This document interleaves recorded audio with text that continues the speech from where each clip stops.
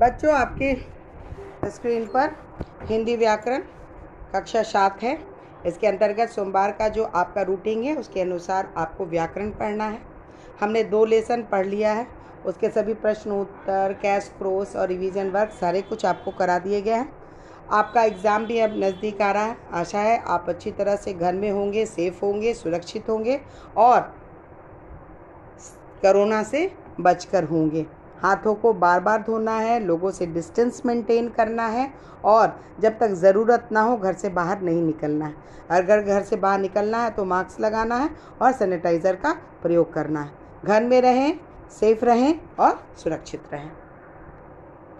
अब आपके स्क्रीन पर पाठ 3 शब्द विचार नज़र आ रहा है। बच्चों, वर्णों के व्यवस्थित तथा सार्थक समूह को शब्द कहते हैं। शब्द 4 प्रकार के होते हैं: उत्पत्ति के आधार पर, रचना के आधार पर, प्रयोग के आधार पर और अर्थ के आधार पर। उत्पत्ति के आधार पर शब्दों के 5 भेद होते हैं: तत्सम शब्द, तद्भव शब्द, देशज शब्द और विदेशज शब्द। सर्वप्रथम होता है तत्सम शब्द। वे शब्द जो संस्कृत भाषा से हिंदी में आते हैं और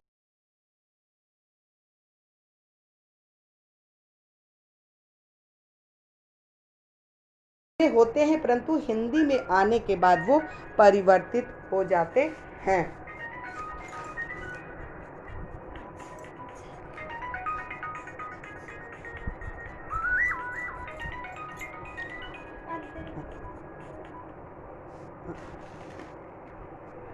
बच्चों, तीसरा है देशज या देशी शब्द। वे शब्द जो क्षेत्रीय भाषाओं से आए हैं और आवश्यकता अनुसार विकसित हुए हैं।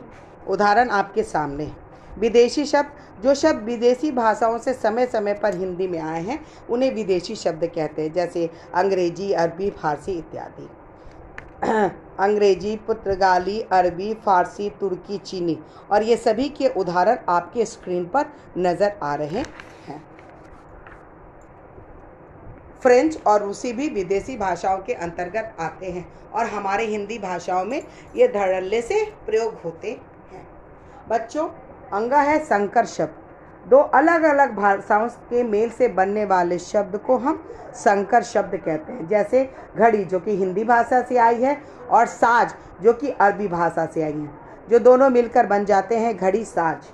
रेल जो अंग्रेजी भाषा से बनी है और गाड़ी जो कि देहाती भाषा से बनी है, तो वो हो गई रेलगाड़ी। रचना के आधार पर शब्दों को 3 भागों में बांटा गया है: रूढ़ शब्द, यौगिक शब्द और योग रूढ़ शब्द। ऐसे शब्द जिनके अर्थ परंपरा से चले आ रहे हैं तथा जिसका खंडों का कोई अर्थ नहीं होता उन्हें रूढ़ शब्द कहते हैं, जैसे वृक्ष, तालाब इत्यादि। दूसरा है यौगिक शब्द। 2 या 2 से अधिक शब्दों या शब्दांशों से बने शब्द यौगिक शब्द कहलाते हैं, जैसे देवालय, छात्रावास इत्यादि। योग रूढ़ शब्द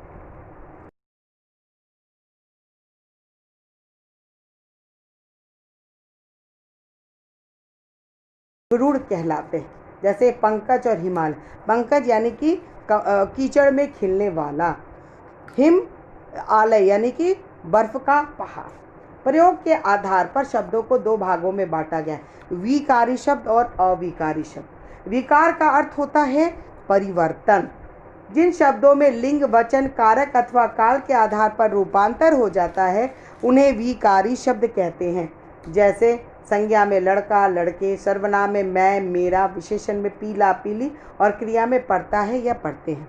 अविकारी शब्द, जिन शब्दों का रूप नहीं बदलता, वे सदा एक समान रहते हैं, उन्हें अविकारी शब्द या अव्यय कहते हैं। क्रिया विशेषण जैसे अभी, इधर।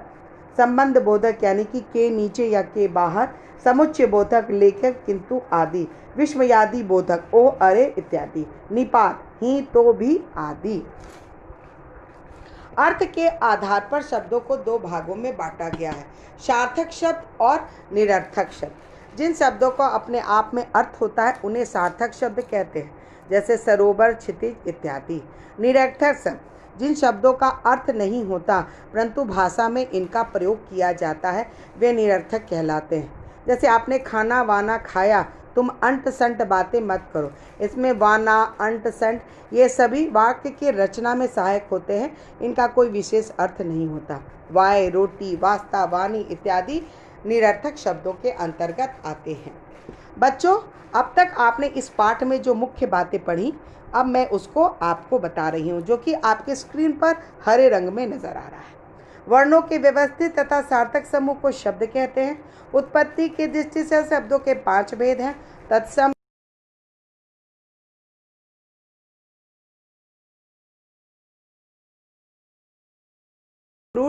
प्रयोग की दृष्टि से शब्दों के 2 भेद होते हैं, विकारी तथा अविकारी शब्द।